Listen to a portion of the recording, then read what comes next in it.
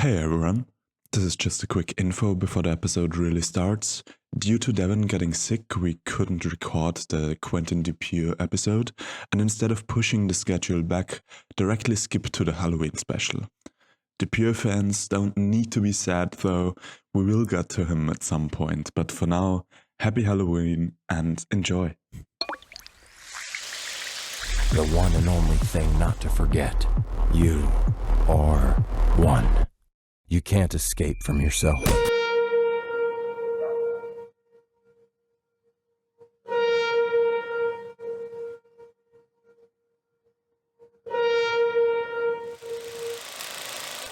I'm George. I'm Devyn. And this is your 21st appointment with Medicinema. In the spirit of Halloween, we're doing a horror episode again, featuring two female directors from the French New Extremity wave with Raw by Julia Ducournau and the new film The Substance by Coralie Fargeat. And since none of the current news really interests us all that much, we're instantly going to jump into it with the 2016 released Raw. Raw is the directorial debut by French writer-director Julia Ducournau. It follows Justine, a vegetarian teenage girl freshly enrolling into veterinarian school, and all the harassment she and her rookie classmates have to endure under the elder students.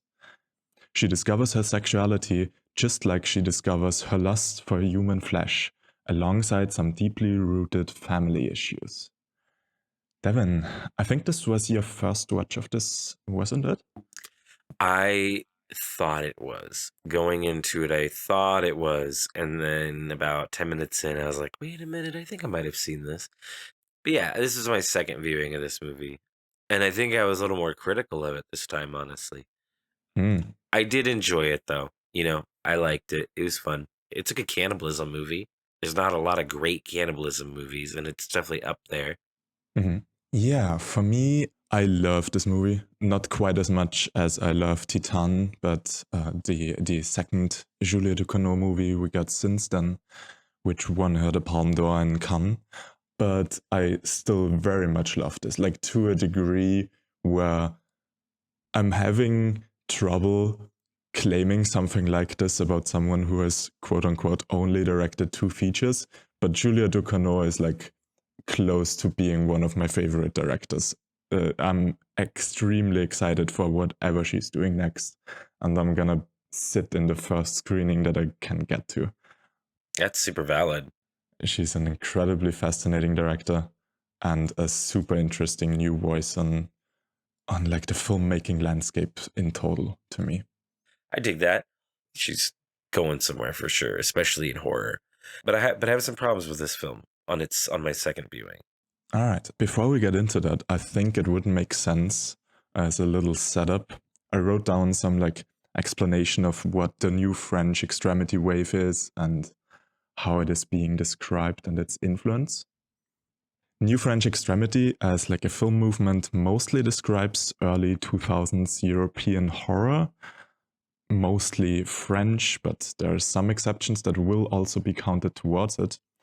It often features very intense violence, often sexual, often related to the body.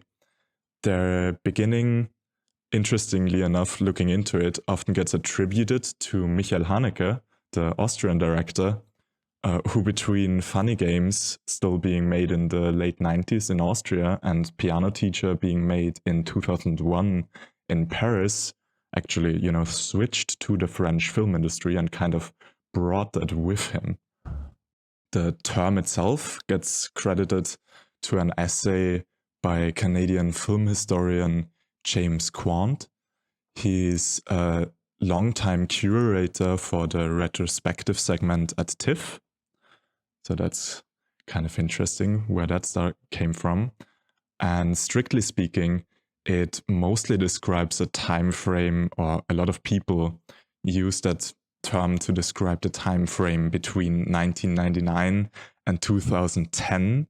So both of these movies we're discussing today don't fully fit into that, but the French horror since then, often just called New French horror or contemporary French horror, is heavily based on or inspired by the French New Wave, and many people, including me, don't really draw a line between that and kind of cut it off at 2010, since quite a lot of French horror film, at least again since Raw, since 2016, totally fit the bill and fit into the movement again. Both of these movies feel like they are in an alternate world than our own. One of these movies more so than the other.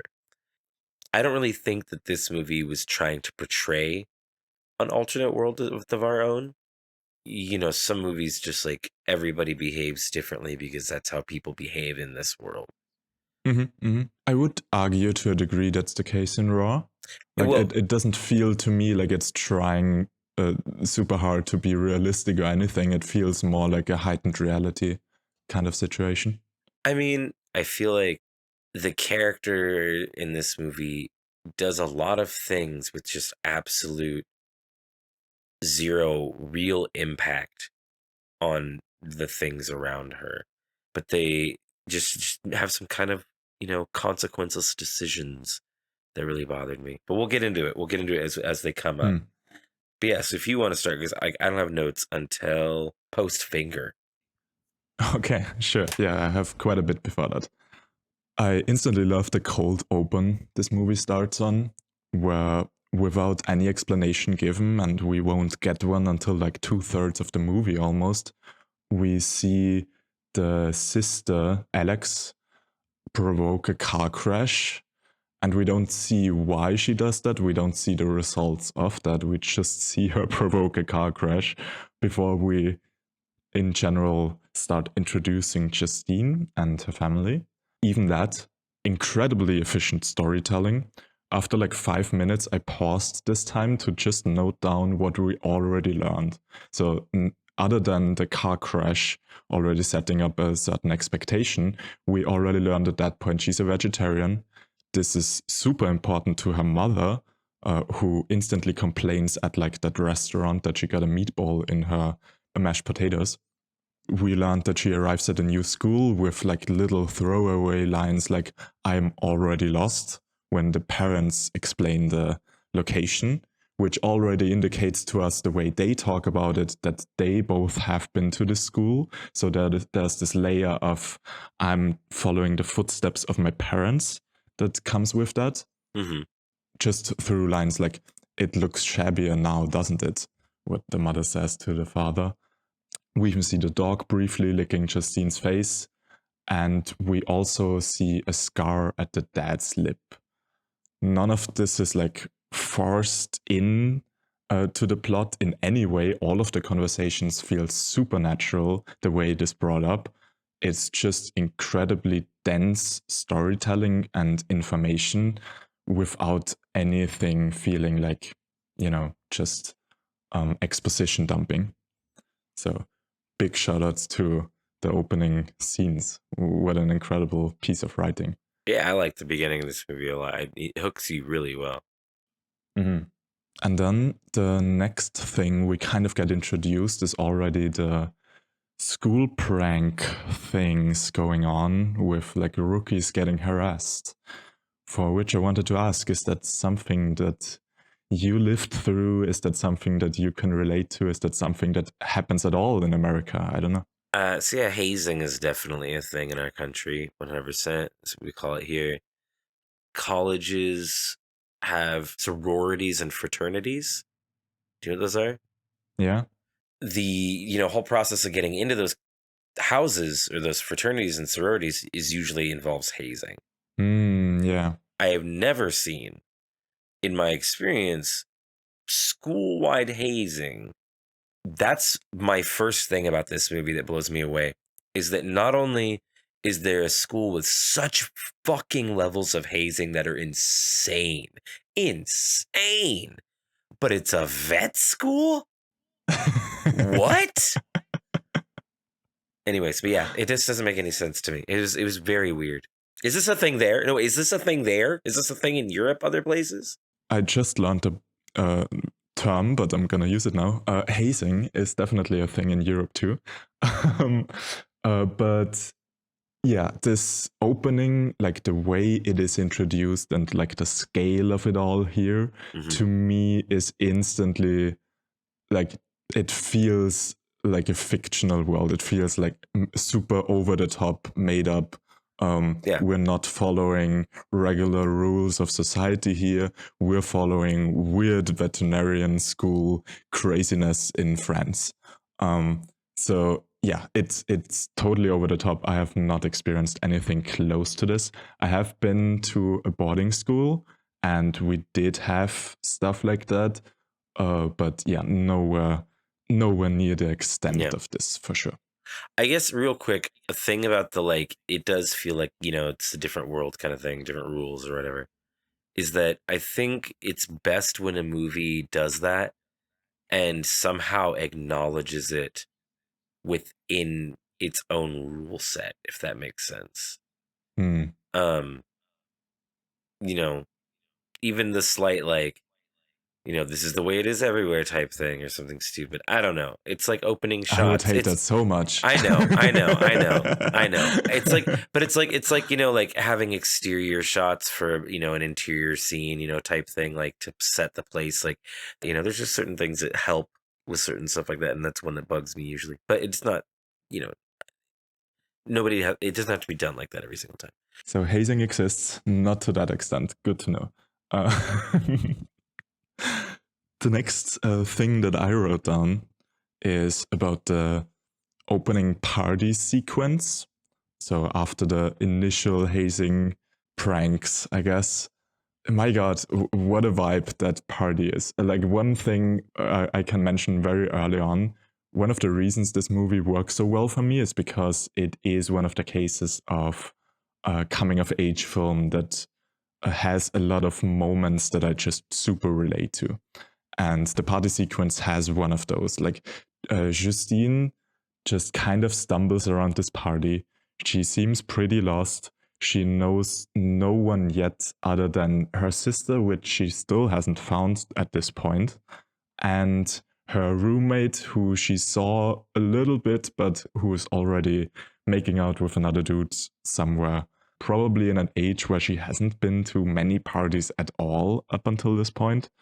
So yeah, the being overwhelmed and just not knowing anyone at a party, to me very much is a quintessential coming of age moment. That's fair. Yeah, I can relate to that. And the way it's captured here, like I like pretty much everything about it. The light of it all, the cinematography in general, it's done in almost, I think, like one long take, the whole party. I like the music that's playing. I Shazammed it this time around and I already added it to a playlist, the song that is playing in the party sequence. Yeah, it's a great scene. I would have been so annoyed, man, in real life, like if that happened to me. I'm not a party like guy like that, like big raves and stuff. I've been to, you know, my fair share of raves and I've had fun at a couple of them for sure. But for the most part, 90% of the time I've not. Fair enough. Yeah, I'm a little bit more of a party person than I guess. Probably end up at a rave like once a year, maybe. Fuck that. Devyn's already like, that's way too frequently. What the fuck? Get that away from me. I probably would have hated it in the beginning, but once I realized that the elders wouldn't let me go before they went to sleep, which is such a funny rule to me when the sister tells her that, no, you can't go to sleep. Rookies never go to sleep before the elderly. No, that was super entertaining to me. Yeah, once I would have realized that, I would have probably leaned in and, you know, get drunk and try to have a good time, and then kind of just would have vibed with the moment. Another point that is like a bigger theme that goes through the whole thing comes up the first time at the cafeteria dialogue that they have early on, where that one dude is just super obsessed with monkeys and humans having interspecies sex, and like if you should have worn a condom in that case, or if AIDS could spread that way and stuff like that. And Justine in that moment is the one calling it rape, specifically rape. And it starts like this ethical discussion of, would it be rape? Is a monkey experiencing that kind of emotion, or is he too dumb for that, quote unquote dumb? And they try to like reduce it back down on her, right? And they're like, did you just equate like you saying humans and it's equal or whatever? And they're like offended. And exactly. She's like, yeah, that's right. I forgot about that. Her stance is that she doesn't see that much of a difference between that and a woman being raped. You know, they throw that in her face, but for her character, with her being very emotionally involved vegetarian, already makes sense at that stage of the film. But looking forward to all of the things that are coming up, it makes even way more sense. It's an early establishment that animals and humans aren't that different to her. So the moment she will stop being a vegetarian is basically the same moment she will also start eating human flesh, which is it's interesting. Great fucking way to, you know, get that connection going early on. And there's quite a few coming up. I will point them out as we go along.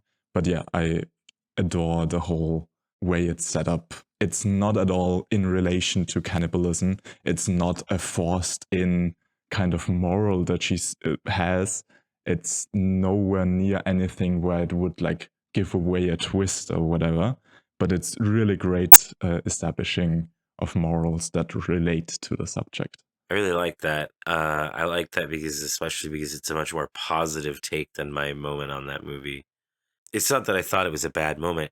I thought it was a really great reflective moment, but for a shitty reason.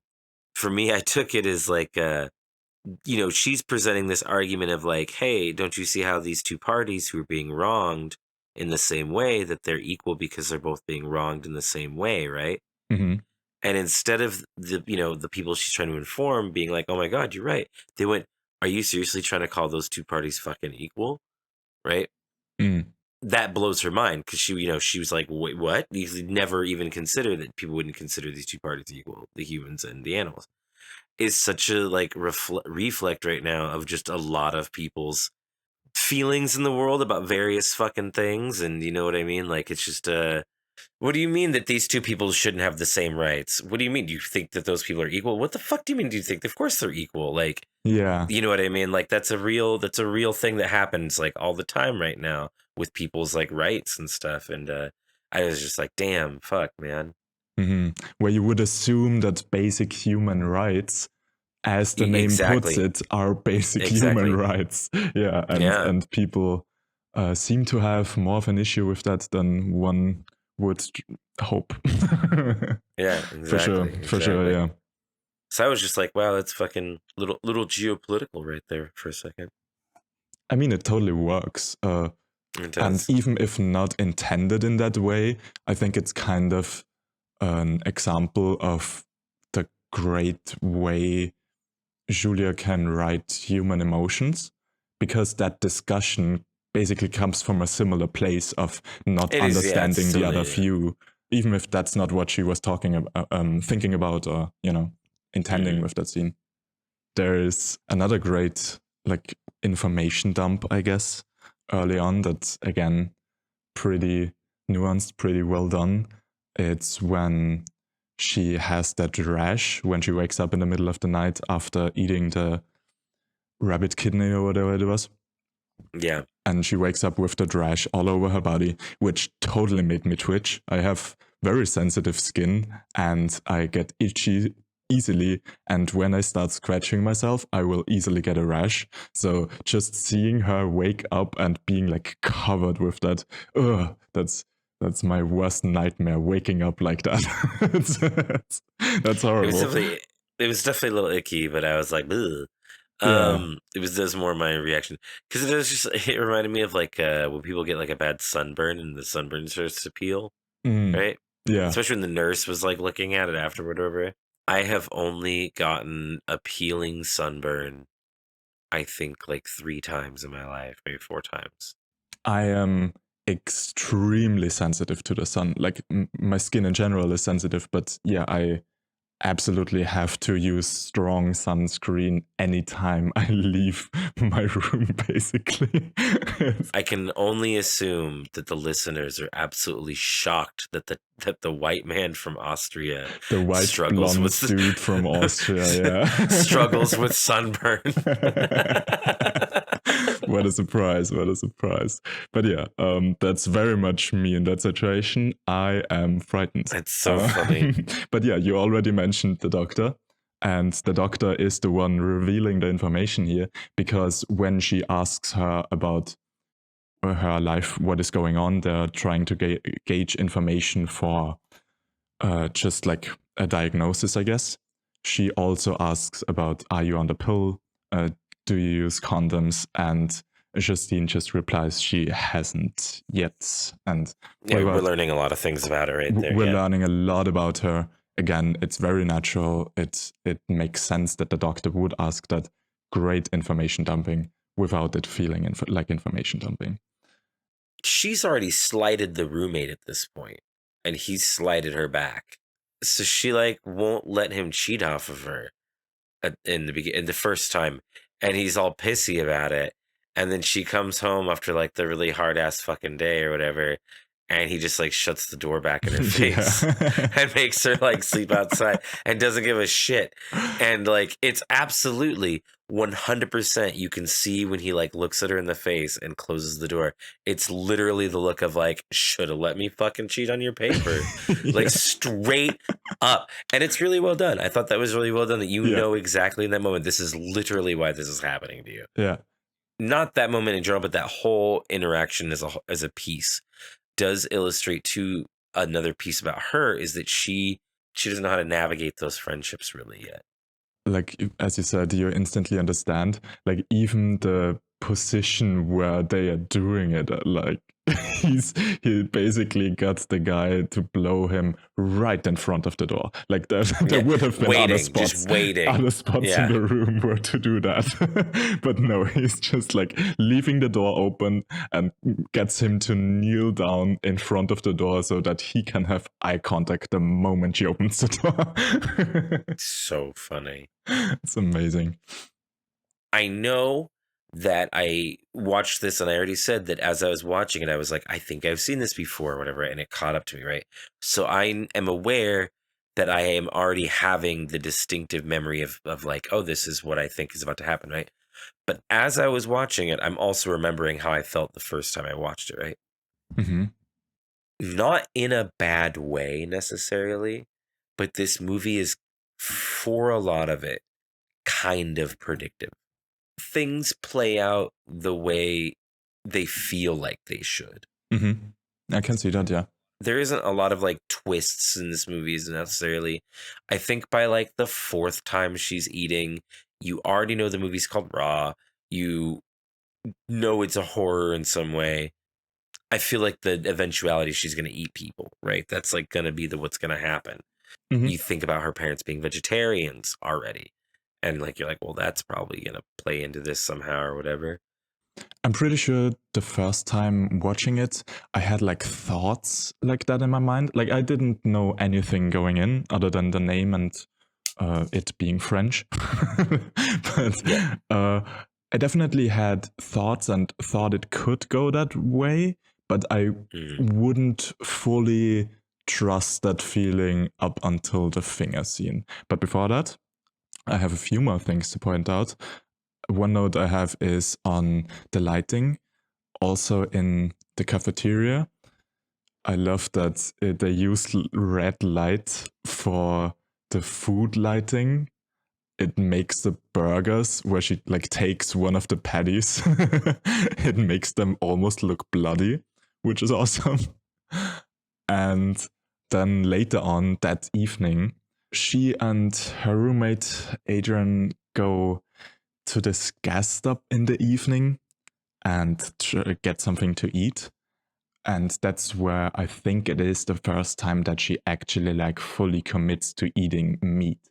And she basically tells him, you can't look or I can't eat it, which is super funny to me. it's such a I'm going to the toilet, don't look at me. Just eating my meat over here. But yeah, he trash talks some truckers basically in that scene. He's saying they either get wasted all the time. How do they get drunk? They only sleep an hour and wake up. They got to still be drunk unless they've got a pig back there they're doing blood transfusions with. Exactly, that's the one. Yeah. And then a trucker comes up to them, and there's this very, very uncomfortable interaction between him and Adrian.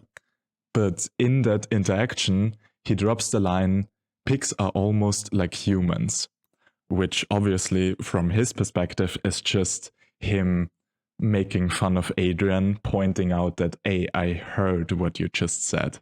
I know the shit you're talking about me. But in that moment, he's looking at Justine, who's just like an animal devouring this meat that she's eating right now. And it's to me, second point where this idea comes up of animals are the same thing as humans. So it's again this next step of getting closer to the idea of, yeah, humans are also just meat. Might as well eat them. I like that. I thought it was funny that they like pointed out her eating meat. He says something else, or he just gives her a really strong face, I think it is. And so does Adrian. He like turns and gives her a really strong face while she's just chewing relentlessly. Yeah. And like, here's the thing though. I didn't think she was going to town that much. I thought she was just eating her food like normal. I was just like, dude, what? She's just eating, dude. Why are you guys looking at her all fucking weird? Be like just a normal way to eat a sandwich. I don't know. 100%. Abs. Have you seen our food? Yeah.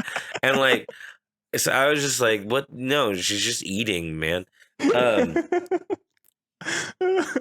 That's so funny. And why are you bugging on her, dude? Oh my god.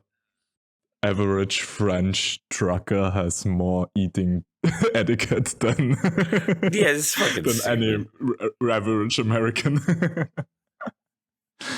Oh my She's god, just enjoying herself. Let the girl enjoy herself. But that was one of those moments where it's like, why are you looking at her all weird? This is so fucking strange how these people behave. It's so weird. Funny. I want to say one more thing on the whole experience or whatever.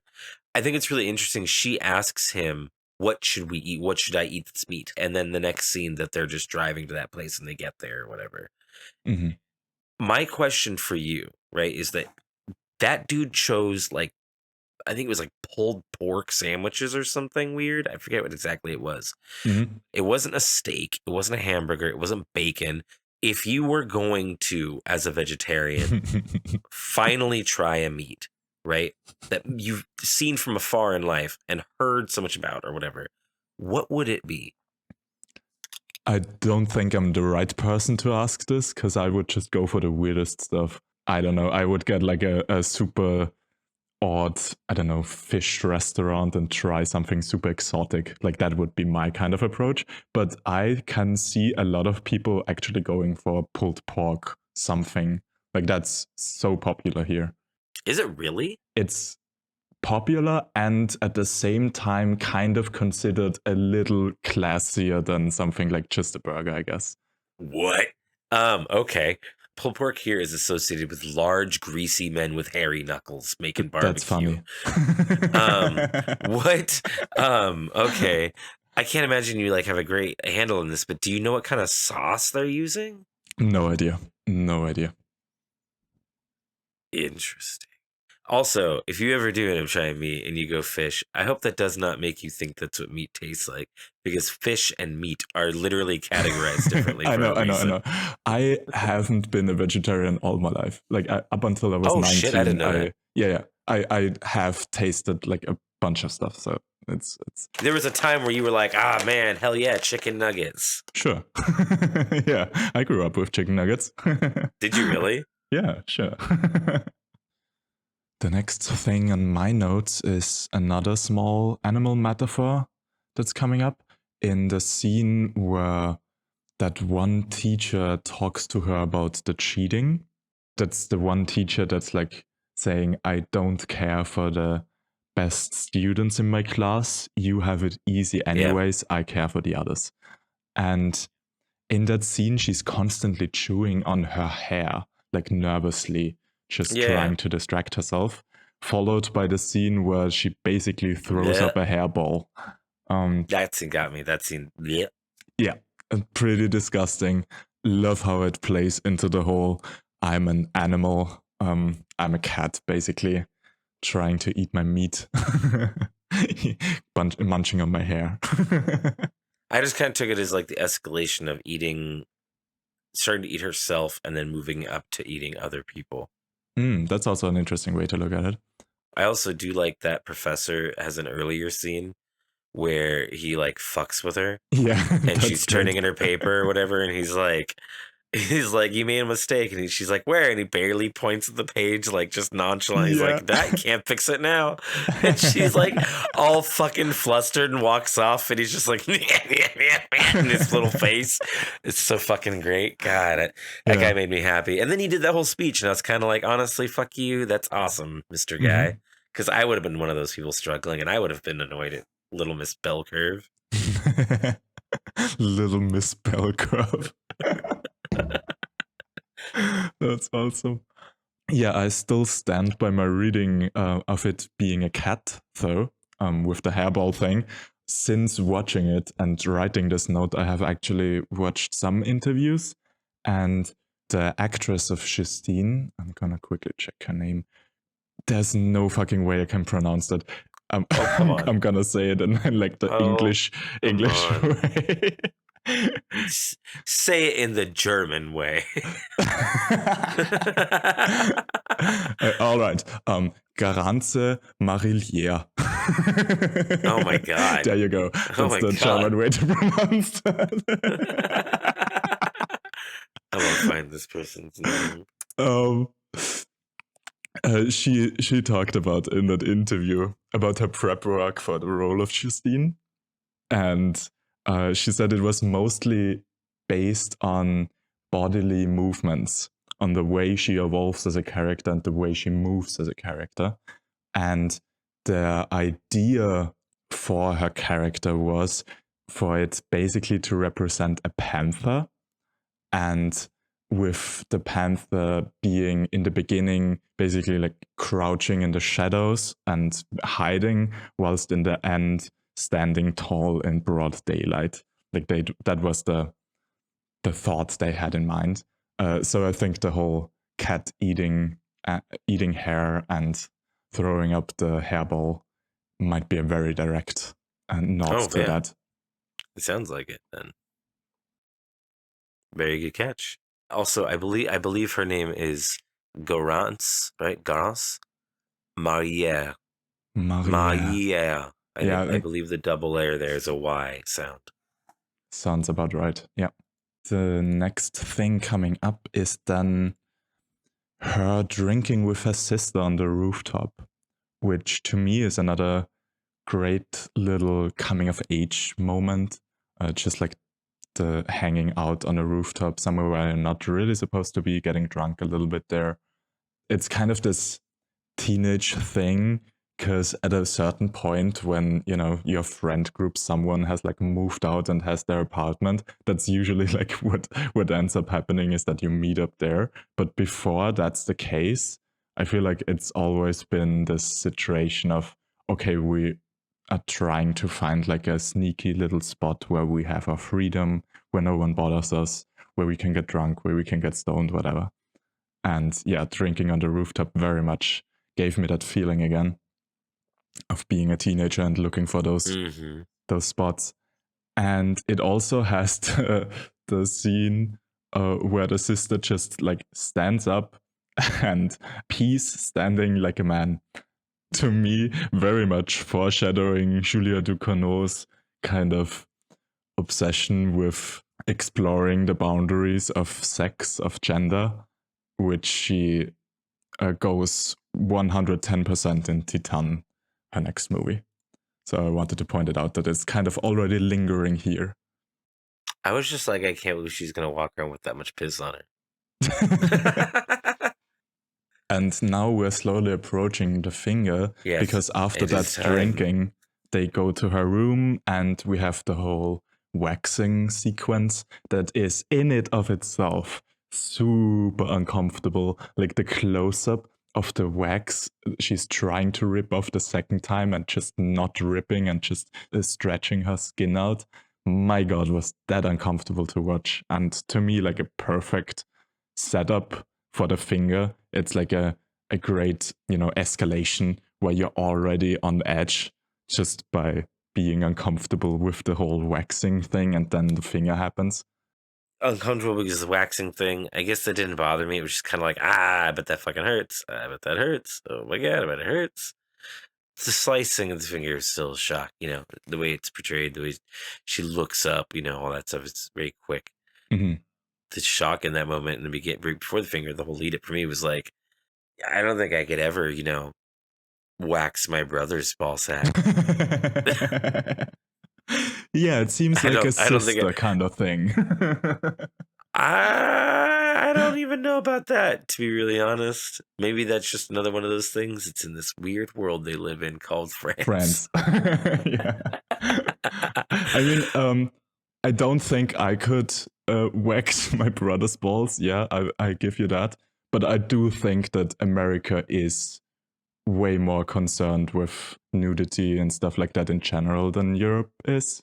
So it kind of adds up. Yeah, fully we are. 100%.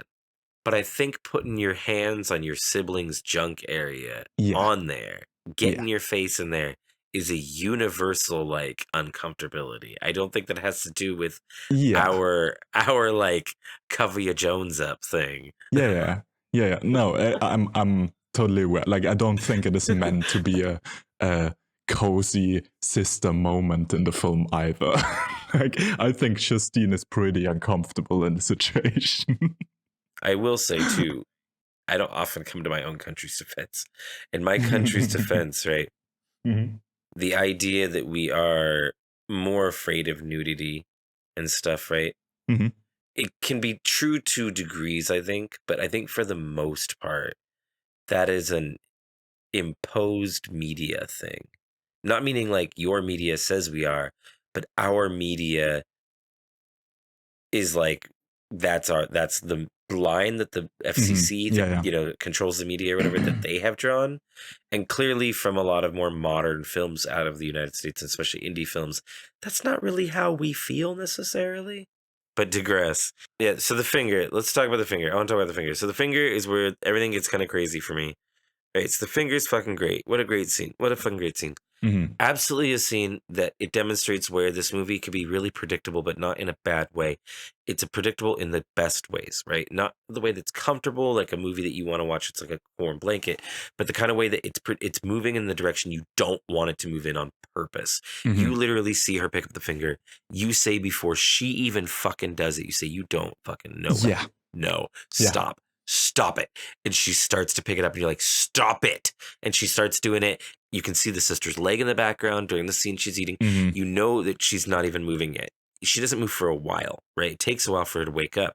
But during the entire time, you're going, she's going to wake up. Yeah. She's literally going to sit up and she's going to look at you. She's going to fucking see it. And it plays out exactly like you think it is, to the point where you literally, I look at the screen and I go, bitch, I told you so. Like I was just told you not to do that and you still did it. I told you it was going to happen and you still did it. And that's a good, that's a good thing in this way. And I think that this movie really achieves that really well throughout the entire film, honestly. That's the way, but it's predictable and I liked that. Yeah, I can totally see that. You see it coming. You know that the sister's gonna wake up, like sit up, look at her disgusted, and you're still like in emotional pain when it actually happens. Like it doesn't take away from it. It's very kind of satisfying even to like see it coming, and then it plays out like that, and it's just awful but great. Her sister's reaction is definitely a really hardcore one because she just, all she does is sit there and just silent tears, right? Before you find out that the sister already knows everything's happening and she's gonna, kind of guide her through this process or whatever, right? Mm-hmm. It's a very conflicting scene. Mm-hmm. Without that other knowledge, that would have been my reaction to seeing my brother eat my finger. But fucking beat his ass. Do you know what I mean? Yeah.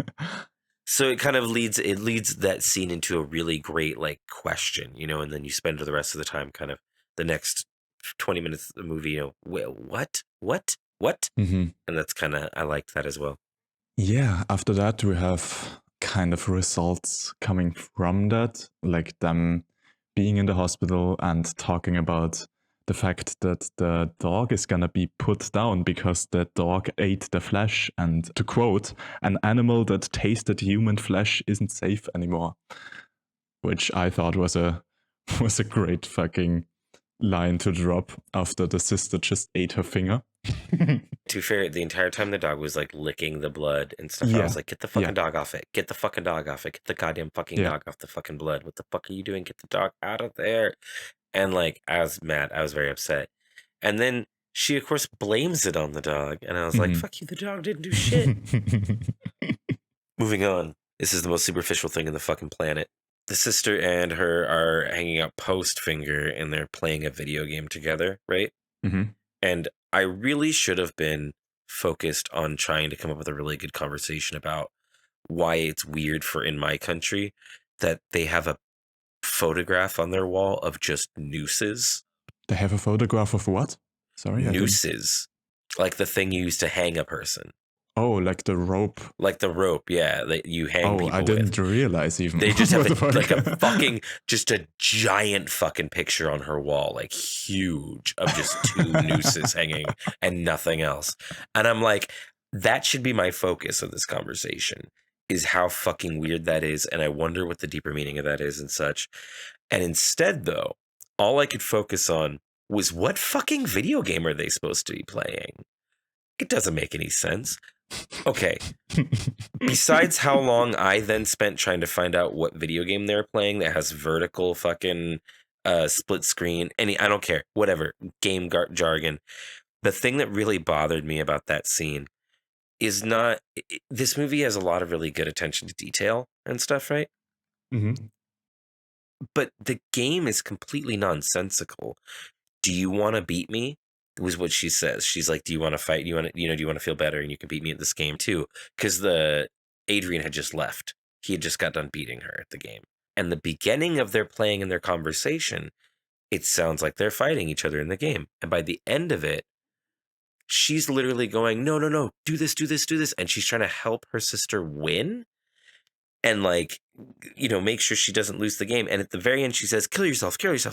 Oh, you got to do this. You got to kill yourself. No shooting game in the history of ever game have you ever been like, the way to get through this area is to kill yourself. What? No, I hated that. It's so stupid. It's such a stupid, pedantic thing, but it's a very real thing that, like, it's directors, why are they so out of touch with a media that's so close to the one they work in? But yeah, that's my first real issue. I think that kind of woke me up in this movie to little things that just they don't focus on the consequences she doesn't face. Jumping ahead in actual story, what would have happened after the finger is she is with that guy and she like bites the whole ass fucking chunk out of his lip. Yeah. In America, we would call that game 7 Minutes in Heaven, where they get shoved in a closet together and they have to like make their paint colors mix or whatever, right? She bites that whole dude's fucking lip off, like not a whole thing, but like a whole chunk out of there, right? Mhm.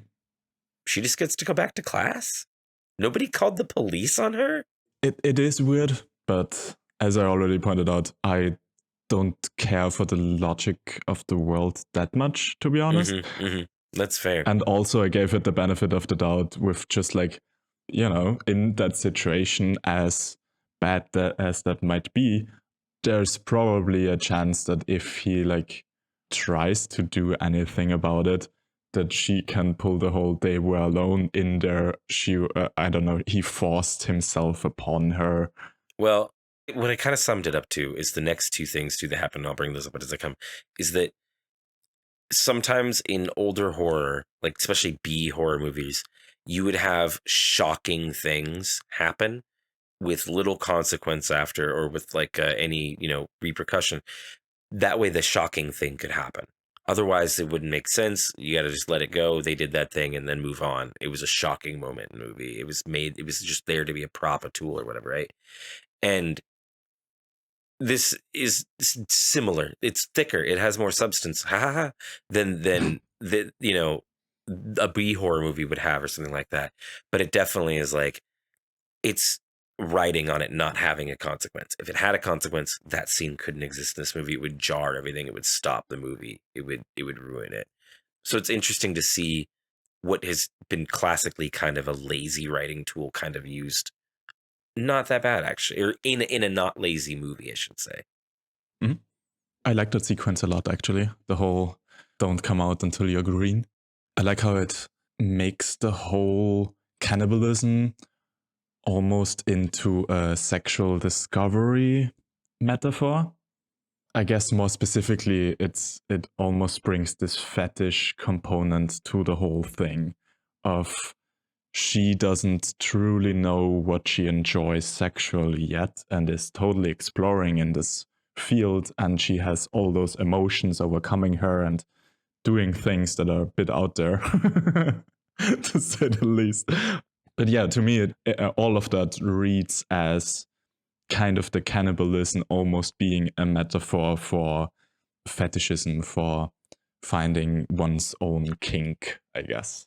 That's funny. I totally just read it as like she goes in there and a narrator comes on is like, oh man, what's old Justine gonna do in this situation? She can't get away from him now. Like, I don't know. I liked it. I liked it either way though. To me, it's very clear that there has to be some connection. Like her bloodthirst basically comes hand in hand with her horniness. Mm-hmm. Mm-hmm. Later on as well, we have that scene with Adrian, where also her, I guess, sexual pleasure is going hand in hand with her bloodlust, because the moment she like bites herself and tastes her own blood, she basically comes, I guess, is implied. Yeah. What a scene. Yeah. The next one I have is the party.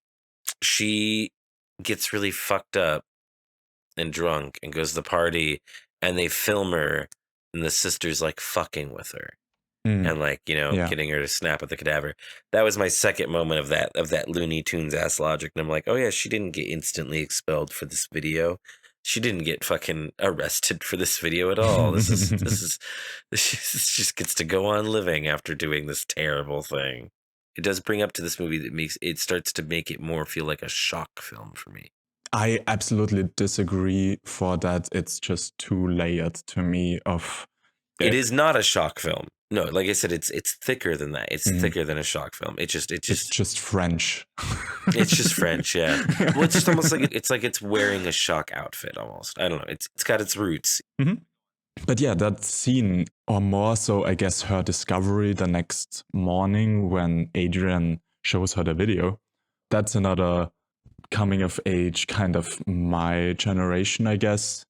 I looked it up. The actress of Justine is exactly my age, so that absolutely adds up. Doing something fucked up whilst being drunk and someone filming it and circulating that video is like a deeply rooted fear I had as a teenager. So that's a deep fear unlocked right there. I didn't have the viral video thing, but like, you know, I knew a girl who partied too hard at a party, and videos of her were circulated around. But I definitely get that. Yeah, that's a terrifying thing. You know how that's really avoidable though, you know, by, you know, not getting fucked up at not getting fucked up at parties. Not going to raves as Devyn does. Yeah, it's super avoidable. All right, then we're pretty much going towards the ending of the movie. I like how we are kind of lulled into this false sense of we made it through, the year's over. You know, you have the horn sound that we established early on as you're no longer a rookie. You made it, basically. It was a tough year, Justine, but you made it somehow. And then she just, you know, uncovers Aiden's body, and not everyone made it through the rookie year, I guess. Not everybody made it. That's what's happening. This is kind of my big issue with the movie, right? Is that we seen before already that the sister is resourceful. How she makes the cars crash, the callback to the beginning. We see that played out later. It just felt really out of pocket that after all of this time, it's the sister's relapse. I don't know. I don't know if campy or cheesy is the right word. I get how it's not unrealistic to have happened because it's often those type of people that do relapse, that seem like they have it most under control and shit. Yeah, and it's not the first instance. Like the one scene before that, before her waking up, is the scene where the sisters fight in public and bite each other and basically get tamed like animals. Like other senior students hold them back like wild animals. So she definitely, in the very scene before that, was absolutely out of control. I guess, but it's also like how the question's never answered. Like, why didn't he fight back? Why didn't he like scream? Why didn't he yell? You see a stabbing wound in the back. Oh yeah, that's right. With like the skiing pole, which awesome. Yeah, that's right. That's right. I don't think it's like a terrible decision or anything. I didn't enjoy it. I didn't think it was the greatest choice. Do you have another point on that, on the ending part right there? No, that's pretty much my take on it. I really like the prosthetics. Like his chewed up leg looks awesome. I love that. Oh yeah, the effects are great. The effects are great. I'm not. It all looks fantastic. I think the acting's fantastic. We go immediately from that, and then she's arrested or whatever. Not really sure why in this world of fucking biting people's lips off and fucking getting into car crashes and leaving your DNA all over their brain and stuff. Yeah, this is the thing that gets her caught, but it does. And then the dad, has this big. To be fair, the DNA wouldn't give them anything unless her DNA is in a database already. And in that case, they can't get rid of the body. So. Okay. I got one last one for you then, all right? And that's the one that we're on right now. It's the one that is the turning point of this movie. For the very last minute of the movie is the one I'm like, that's cheesy. That's fucking cheesy, okay? You want to talk about Americans being prudish about nudity and stuff, right? And Europeans are a little more open with flesh, right? Uh-huh. You're going to tell me that she's never seen her dad without her shirt off? Or without a shirt off? Yeah. No, I get that one. That also is kind of... The fuck? Yeah. The fuck? No, that's some super M. Night Shyamalan. Like, I know already. We all know. You could have, I don't know. It could have been dropped. That information, that like reveal could have been dropped without showing that, pure just for the like shock value. I don't think it added anything. It just detracted from the moment. I think you could even pulled it off, a more George way, and had him just kind of hint at it and like it zoom in on his like fucked up lip for a second or whatever. He even like whilst talking about figuring it out, he like touches his lip there. Yeah, that would have been something enough, like that, and just leave it it. And I agree. No, but the fact is, they open up the shirt, and you're just like, my immediate thought is like, oh, she's never seen that before, ever. What? No, I hated that. I think that's what bothered me is just that in conjunction with all those other things. It's just too many strikes of the no consequential logic.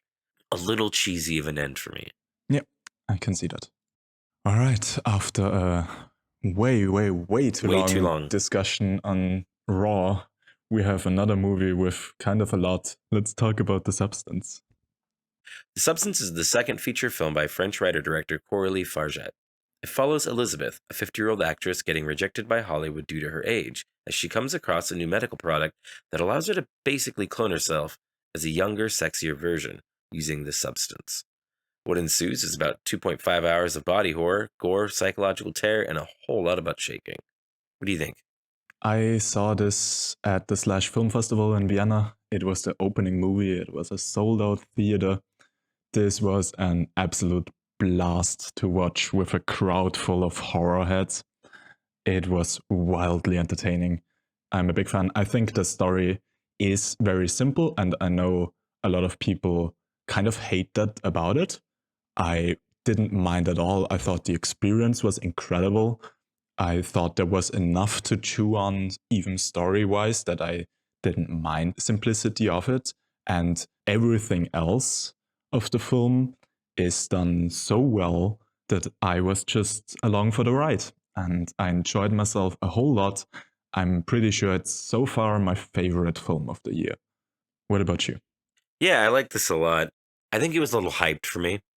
I don't think it was as amazing as everybody says, but I do think it was really good. I was talking to somebody the other day about it, yesterday I think it was about it, and basically what I said is I think that this movie holds its place in body horror perfectly well. I think this is a movie that people will refer to the genre of body horror for a long time. Yeah. I don't think this movie reinvents the wheel in any way. It is telling a unique story in body horror, but not necessarily something, I don't know. I just don't think it's as grand as people put off. It's not revolutionary in any way. I totally agree with that. No, it really isn't, no. To me, it feels more like it's the film that does a lot of things the best for this generation. It's like, I wouldn't even say that. what I mean is, I guess, like, as you pointed out, like, people will refer to this as the body horror film, I guess, that they first watched in cinema or something like that. There's a certain generation that will see this as like a major milestone in their personal horror film upbringing, I guess. I think it is a really, really, really good accessibility film for body horror. I don't think it's the best body horror movie that's come out in the last 5 or 6 years. I can't tell you which one is. I'd have to like look at a list of ones I've seen, think about it. But no, I do think it is really good. I think it did a really good job of what it was trying to do. And I think the most important thing about it in that sense to me is that a lot of movies do that. It insists upon itself. You know, a lot of movies have that own pretentious weight in them, especially what people consider like art house horrors or whatever, you know, the elevated horror genre people talk about, Yeah. right? I think some people try to equate this movie as being like elevated body horror. I don't think it's that at all. And I don't think the movie thinks it's that. I think the movie knows exactly what it is. Exactly. And I appreciate that. Yeah, I fully agree. Like, to me, the movie doesn't come off as something that takes itself super serious. To me, the whole where it leads, how it ends, feels like the movie just going over the top and having fun with it. Yeah. I enjoyed the hell out of that. The lady who did this, her movie before, already shows that this person comes purely from a love of trashy horror, really. Because the movie before is kind of a more fresher take on the rape revenge genre. You know, specifically I Spit on Your Grave, which is considered one of like the trashiest fucking rape revenge movies you can make. So yeah, this is already, you know, pulling from great places. This director, I already really like where they're coming from.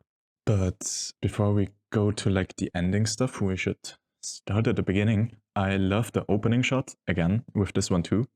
Just the egg on the blue background and getting the syringe into the egg yolk and the yolk duplicating.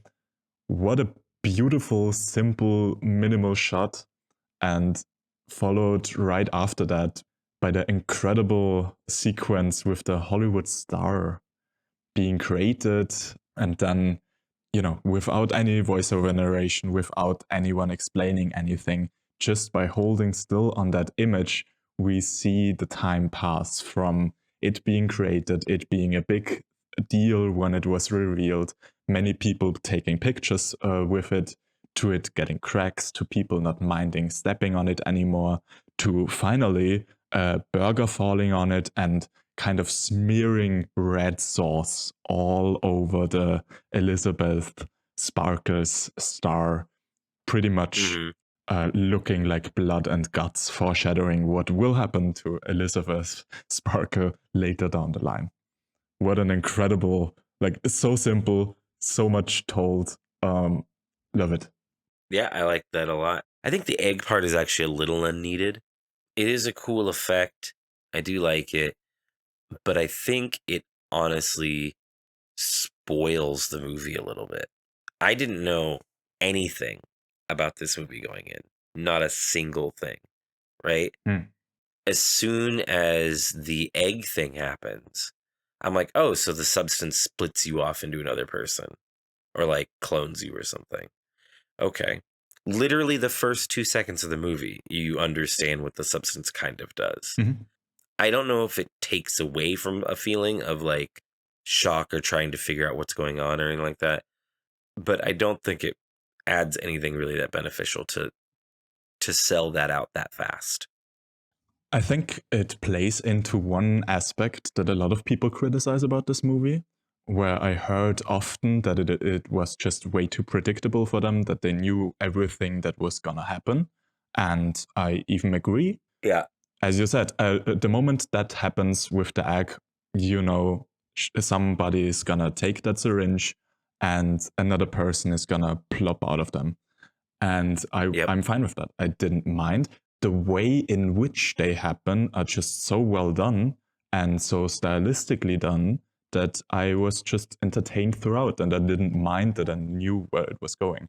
Yeah, for the most part I agree the same thing, because it's like I said with the other movie, Mhm. it's the same idea. You're sometimes yelling at the screen like, "Don't be doing that shit," or "Don't," whatever, Mhm, mhm. or you just know it's gonna happen and you're just like, and there's the it's almost satisfying having it play out the way it's gonna play out, but they do it their own way and you enjoy that. Yeah. And it's like eating a sandwich you really love, but from a different person that made it. I just think the egg part was the part that really bothered me, because I feel like that could have. The movie is already very predictable in a lot of ways. They could have at least let that one thing be the weird, like, whoa thing of the movie. It wasn't I mean, there's a lot of those actually, but you know what I mean? It Mhm. was my only problem though with that. I do like that a lot of the things in this movie you think are going to kind of head one way, and they do still kind of head that way, Yeah. but in their own really, really unique path, especially the end of this movie. Mhm. The end Yeah, of this movie especially does that. absolutely. There's a ton of references in this film to classical American horror. Yeah. Very early on already, you have the hallway in the studio when she like leaves her last recording, which she at that point doesn't know it's gonna be her last recording. And it's this Shining-esque hallway. The floor is basically the same kind of carpet. And she goes into the toilet that looks like the Shining toilet. And she overhears her boss basically casting for a replacement for her. I will get more into what I think about the references and how I think that plays into some of the themes. But for now, I just want to point out that in that moment, like she's celebrating her birthday, everyone's congratulating her. She's just turning 50. And I already at that moment knew and loved how that's almost like a threat to her. Her turning 50 is not something that she is really celebrating. It's something that she fears is happening right now. And that was already a super interesting setup.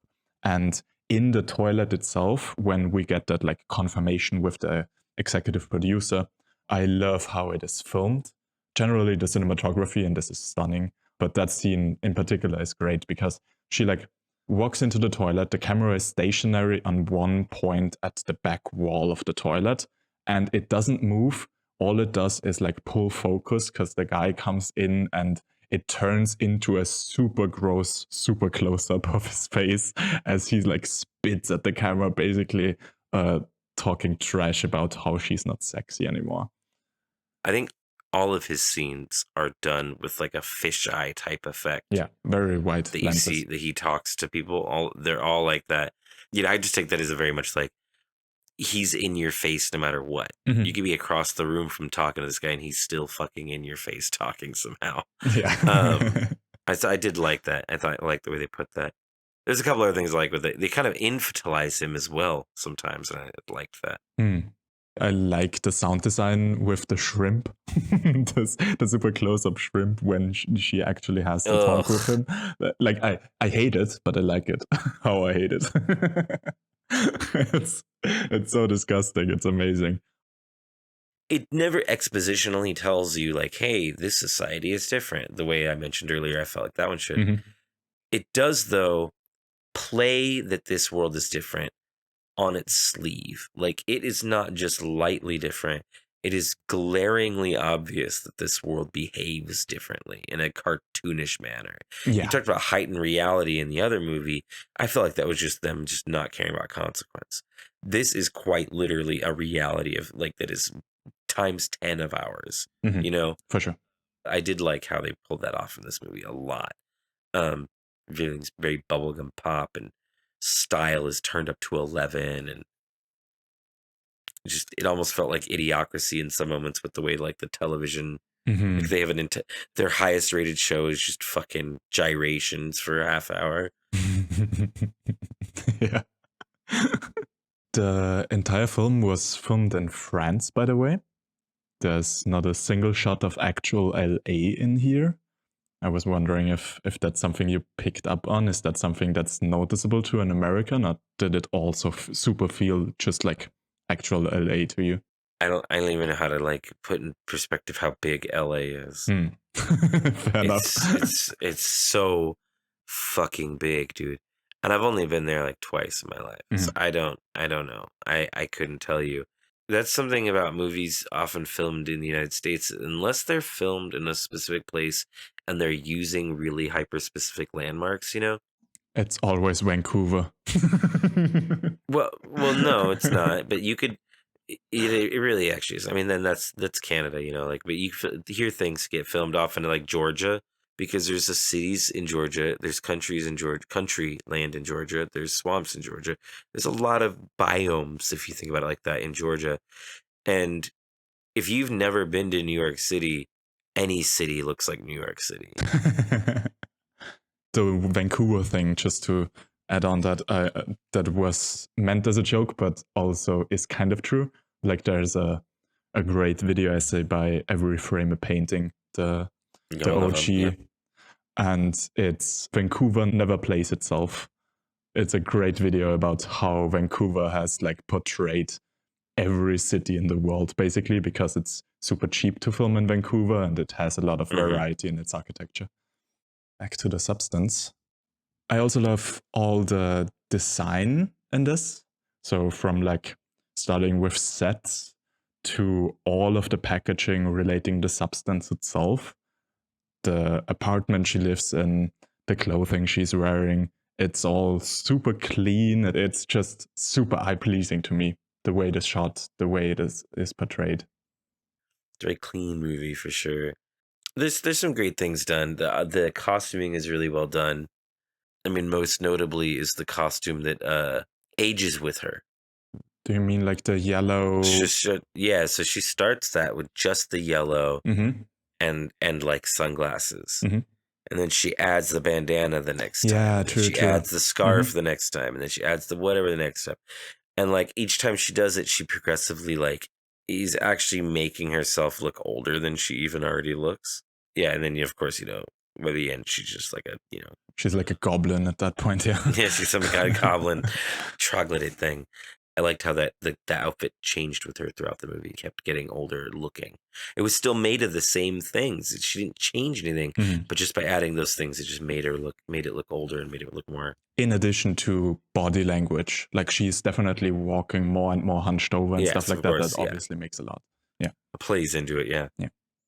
To me, the next point would already be the kind of transformation, the birth of Sue. It's a big part. Yeah, it's a big part. Yeah, the obvious way to do this whole scene would have been to just make it a birth, you know?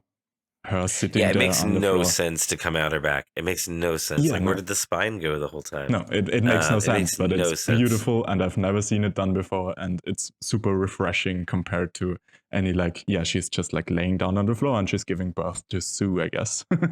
So I love it.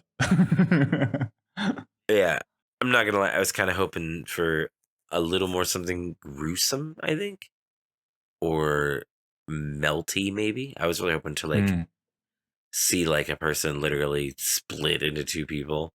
But I liked that, the coming out the back or whatever. And it was, I'm not gonna lie. I love how she crawls out of there. We do get all that gross stuff later in the movie, so it really made up for it. Yeah. I also love in that whole sequence the eyeball duplication, like the way you see the two irises in the one head. That was good. That was really So good. awesome. Yeah. That was really, really good. Amazing. The traveling through different consciousness was a good little effect for a second. I don't really understand that. Did that ever really get explained?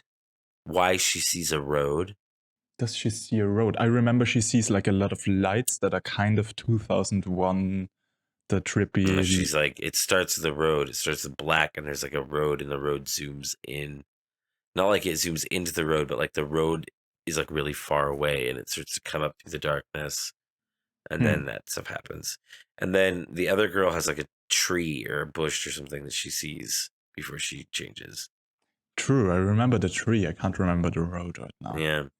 But I wonder, I couldn't really figure out what the significance of that was, other than just, hey, that looks neat. I would need to think about that one more. I have some ideas again about the whole light flashing stuff, because that very much seems to me like a 2001 reference, like the kind of psychedelic ending sequence of 2001.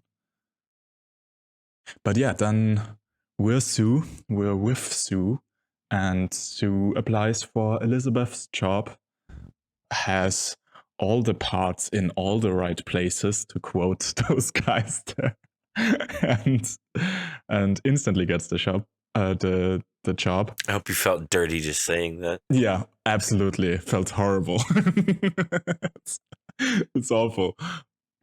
But yeah, then we actually have another little reference to a movie that we already discussed, because after she gets the job, we cut to a room with a shit ton of screens, and all of the screens have just a close-up of her lips, I think saying Sue. Yeah. And that's very much Videodrome. Yeah. I'm gonna come around to the references. I'm just gonna point them out for now. That's right. Yeah, then we have stuff like Sue, for the first time, breaking the contract, basically, of the 7 days, due to her partying, getting drunk, taking this guy home. And we have the sex scene, like we cut off before the sex scene, but I love how she wears something skin tight that has a zipper on her back, like at the exact point where Elizabeth has the scar now from giving birth to Sue.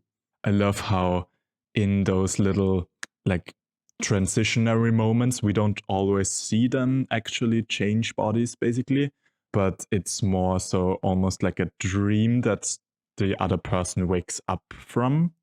And in that transition, what we see is the guy opening the zipper on Sue's back and guts just spilling out of there. And it's just like a 2 seconds moment, but I absolutely love that. Before it's kind of a, I guess, dream wake up moment for Elizabeth. Yeah, it's a great scene. I don't really have too many notes up until the sequence where Elizabeth prepares herself over and over for the date. Ugh, man. One of those moments where you're just like, you're yelling at the screen. Yeah. You know what's about to happen. You know what's about to happen. Why are you doing this? I don't know why you're doing this to yourself. It's one of the toughest scenes for me to watch, honestly. Like, I do well with gore. I don't mind gore. I don't mind body horror. Like, I don't have to look away or anything. But this sequence where she prepares herself for the date, my God, that's just like this psychological horror almost of trying to live up to the pressures that society puts on her, like pretty much directly through Sue, because there's this enormous billboard of Sue now in front of the building, internalized as kind of her own pressure that she has to put on herself now, to be perfect, to be like Sue, to live up to those standards. My God, is that tough to watch. It's I'm just like sitting there and basically internally screaming at her, just get over it. You look beautiful. Don't worry about it. The guy will love you. It's like he's gonna be so overwhelmed by how well you look. Just don't look at fucking Sue. don't compare yourself to others. That is so tough to watch. It's such a great scene, but it's so tough to watch for me. No, I like that scene a lot. Some other heavier scenes for me include smaller moments, like when Sue later on repeatedly takes out new liquid from the spine. We get one where there's this close-up where the needle, it almost stirs in the inflamed wound. Like there's this little movement of the needle whilst she's inside of the wound that is already That's too much. unhealthy. Yeah, And she pulls it out. She pulls it out, and there's just this tiny discharge of white that comes across to too as she pulls the needle out of her. that too. Yeah. And another one would be later on when she pulls out her teeth. Yeah, dude. Okay, that one's a big one for me. Do you remember the first Halloween in our film group? I got you to watch that movie Stir of Echoes. I remember that I watched Stir of Echoes. I can't recollect a teeth pulling scene in that one right now, if that's what you mean. No, there's a scene where the girl, she like gets her teeth knocked out, and then she like scratches on the floorboards, and then like her fingers get pulled off while she's doing that. And then the guy like wakes up from a dream and his teeth come out. Yeah, and he pulls all of his fingernails out at the same time. He's like reliving all that stuff, right? I saw that when I was really young, and ever since then, I have just always attributed like your teeth falling out and your nails coming out to being like, I guess I'm dying now. Like this is your body falling apart for death. Like if your teeth are falling out and your nails are popping off, your body's given up. It's done. It's you're about to fall apart molecularly or something. So I loved that, actually. I thought that was like perfect because that's exactly what I imagine happens when your body's like, okay, well, time to shut the fuck down forever. Don't need to hold these things in our head anymore. That's just unnecessary weight. Yeah, it's exactly. It's a load off our shoulders to get it out of the other.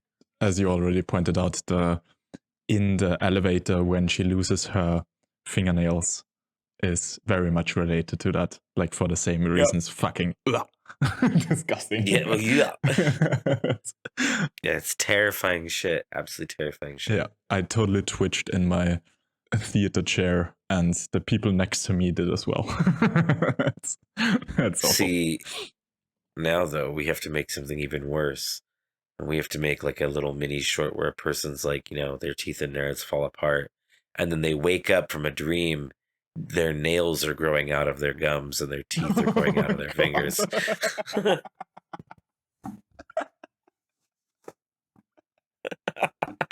What the fuck? I felt nails growing out of their gums, and I felt you literally like your skin like shiver from here.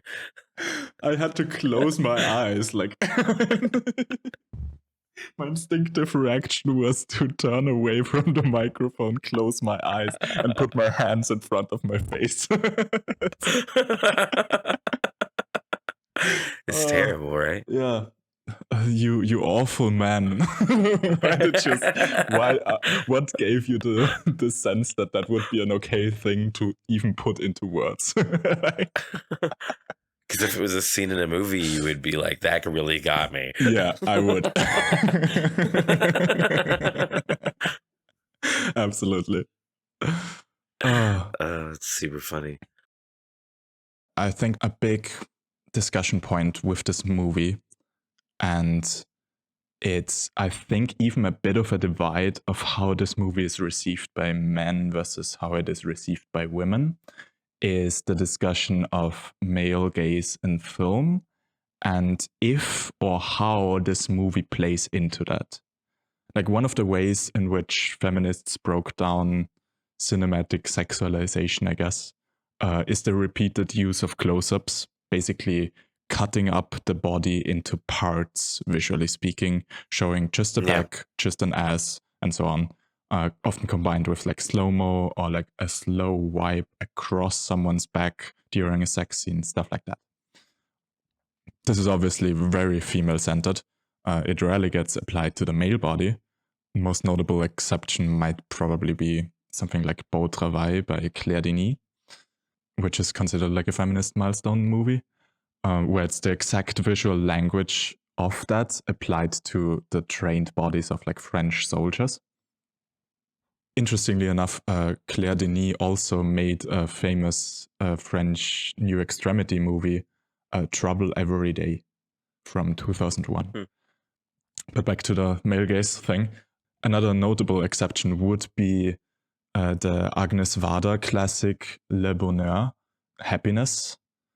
There's sex scenes in there where she makes a particular point about showing everything mirrored. So when you see a close-up of the ass of the woman, you would then cut to like pretty much the exact same shot of the male body, and with the shoulder to shoulder and stuff like that.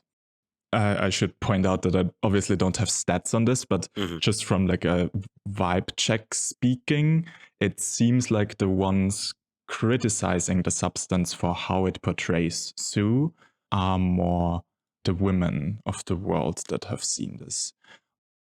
The question in like the current discussion now is, does it serve a point? Is it necessary that Sue is portrayed in this way? Is it too excessive? Or is even the concept that I talked about in the Love Lies Bleeding episode of women being influenced by toxic masculine trait or the male gaze, is that in itself like applicable to this here? I'm sure it is. I don't know. I mean, I think it has merit. It's an experience that people have. I think the experience that. Mm-hmm. Yeah, and to me, that's kind of where a bunch of the references actually play a role. Like, if you take, for example, the Shining thing, I don't think there's a lot of commentary that referencing the Shining adds to those scenes with the hallway. Like, this isn't about ghosts, this isn't about anything supernatural in that matter. It doesn't like put some concept of the Shining on its head or like comments on it. Mm-hmm. But what the Shining is also known for is Kubrick being a pretty big asshole to his female lead. And it is one of those classic Hollywood films, I guess, portrayed through the male gaze in a certain way. Like all of the films she references, like Videodrome. Very toxic masculine, yeah. So I think it is an active point she is trying to make. Okay, I agree. There's a documentary on the whole topic of like female portrayal, and even to an extent, it also talks about the whole thing I talked about in the Love Lies Bleeding with how women get influenced by this male gaze and end up almost replicating it. It's called Brainwashed Sex Camera Power. It's by the director Nina Menkes, that does a good job breaking the whole thing down, but is, in my opinion, a little too simplistic in its observations. Like, it will make basically no exception other than the Agnes Varda approach as to when it's okay to show close-up, cut-up body parts. Mm-hmm. And I can guarantee that Nina Menkes hates this film. Like, for sure, she hates The Substance. But funnily enough, I think Coralie Fargeat might know that documentary because she does the Agnes Varda mirroring shot as a joke at one point. When Sue has to switch back shortly before the New Year's Eve, and Elizabeth returns as a full-on Cronenberg goblin, whatever thing, we have this close-up of Elizabeth misformed as she slams the door to Sue's boyfriend. And then we cut to a matching close-up shot of the boyfriend's hairy ass, which resulted in loud laughter. So funny, so in funny. the whole theater. It was incredibly funny. But that to me almost reads like Coralie making fun of what is, in my opinion, the oversimplification that Nina Menke's analysis does. Because it's the one scene, the one single scene where she uses the exact technique that to Nina is basically the only acceptable way to use close-up body parts, and she uses it for a gross-out joke. Like if that's not a direct, yeah, fuck that, I can do whatever I want, then I don't know what is. Another thing that to me adds to the whole, it being a commentary on that male gaze portrayal more so than it's replicating it, is the fact that in all of the montages of Pump It Up of the show by Sue, it constantly cuts back to shots of the camera lens. Oh, yeah. Serving as like a constant reminder of the form, and it almost directly addresses what is happening here, because at several points in those lens shots, we see the lens actively zooming in more and more, closer and closer. So it very much tries to push it in your face of like, yeah, this is what's happening here. Also, the placement of the camera, it's like the camera's like at their like lap level. Yeah. One kind of meta thing that I absolutely love about this movie is the casting of Demi Moore. That in itself is almost a comment on the whole film industry. Demi Moore is 61 years old, playing a 50-year-old. Like, that's the exact opposite, the exact reverse of what's usually happening in Hollywood, where women at a certain age just won't get cast anymore. And usually, if at all, if they play a different age, they play older. There's barely ever a case where they play younger. So that's pretty cool. She pulled it off, I thought. Oh, absolutely. Like, even if she was 50, she would still look amazing for 50. It's insane that that woman is 61 years old. What the hell? So the end sequence is the spot where I was saying that like the movie has like a really great journey to the point that I knew was coming. And so what I thought was going to happen was that she was going to go on stage and she was going to fall apart on stage or something. Yeah. Which she does. She does do that, but she goes on the, on this grand adventure of becoming Monstro Elizasu or whatever I think it was. And that's great. That's fantastic. I really love that. I've kind of looked into it a little bit off and on now since we've been talking or whatever. And I'm pretty sure it is a homage to the movie Society, the fusing character, because there's like some bits of the character that are literally parts of the character in Society, notably the mouth on the cheek. I like that little journey. I can't believe they went there. I didn't expect Eliza Sue. I didn't expect them to do that at all. Yeah. But that is also completely mirrored in the foreshadowing of the film. Directly after, the egg thing, I do like this part. After the egg thing, when we are re-explained again, the substance itself, we're done so with some like yellow clay. Do you remember that? Yeah. They roll the ball up and one is good, one's like, and then they slam the two together again, right? I didn't realize. That's awesome. And that is exactly what has happened to her. But yeah, I like that. I mean, anytime you got a nasty slug monster, but that thing's not only that, is it pooping out a boob, man? Let's go. It's like dragging organs everywhere. Just it goes. And like, I had a conversation with a really close friend of mine the other day, and we talked about like why he doesn't like horror movies, right? Or horror games. And he was saying like, you play so many of these games and they're like, oh, look, there's a monster. It's entirely made of hands. Isn't that gross? How scary, a monster made of hands. Who wants to see that shit? Who wants to see a monster just made of hands? It's so fucking weird. And I was just like, I do. Yeah. What, can I see the monster made of hands? Do you have pictures? Because I would love to see pictures of that. That won me over everything in the movie. Escalates perfectly. Yeah, and it escalates to a degree where from talking to other people, I realized that there's like, other than a few that really just didn't vibe with it at all, the main two reactions I got from that ending were either you were like terrified, like truly just like overwhelmed and not okay with the situation, traumatized, and couldn't sleep that night.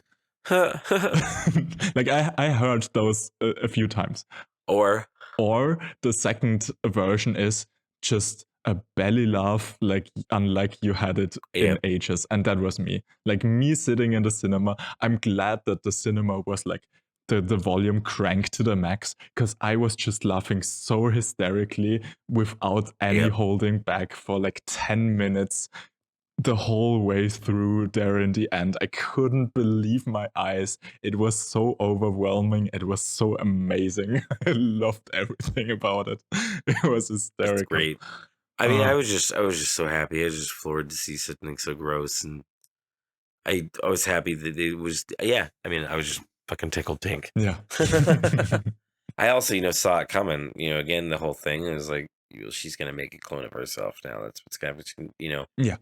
I did not see it coming up the way it did, where she pokes her head over the, sink, and you get that little first glimpse of her as the monster, and she falls back down with that,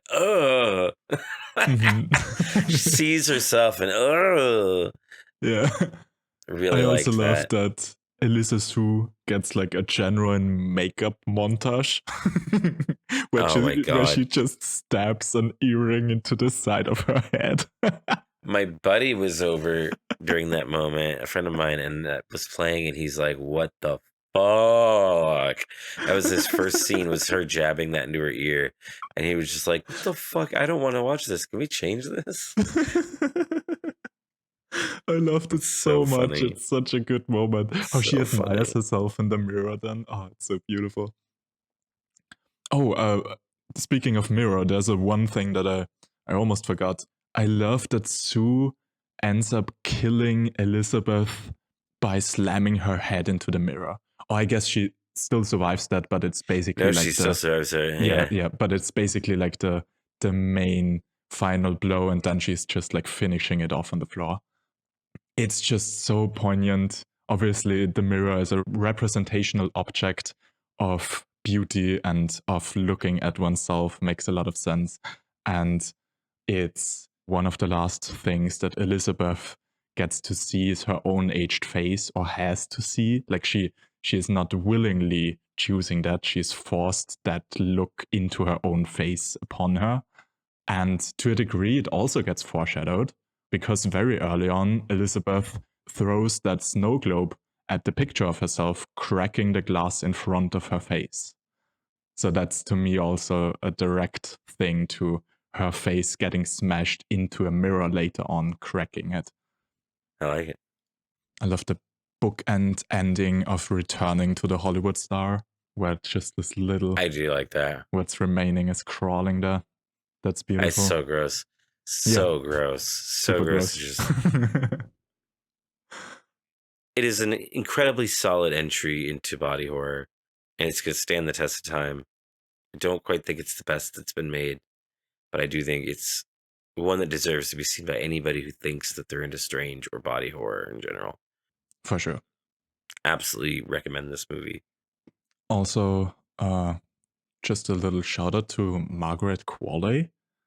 She's having such an insane run right now.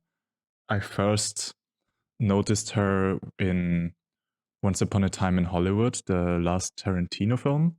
She was the hippie girl that kind of seduces Brad Pitt, one of the Manson girls.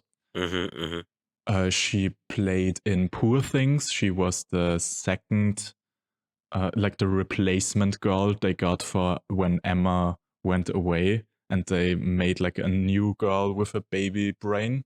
She also played in the most recent Lanthimos since then, Kinds of Kindness. She played bigger roles in that one, was also great in it. And yeah, I wasn't even aware that she is in this, and she absolutely killed it. Like she was amazing. Yeah, she was really good. I liked her in it. In your next appointment, we will discuss 2 CG animated movies. The first prescription is the 2008 Andrew Stanton directed Pixar movie Wall-E. It follows titular character Wall-E, the last robot roaming the Earth, still fulfilling his purpose as a garbage collector. Your second prescription this week is the 2024 animated family sci-fi The Wild Robot. Directed by Chris Sanders, famous for such similar fare as How to Train Your Dragon and Lilo and Stitch, this Peter Brown novel adaptation follows a robot named Roz who, through being stranded on an island, forges important relationships in order to survive. If you don't want to get spoiled for either of these, make sure to check them out by next episode 2 weeks from now. I'm George. I'm Devyn, and this was Medicinema, your healthy dose of film.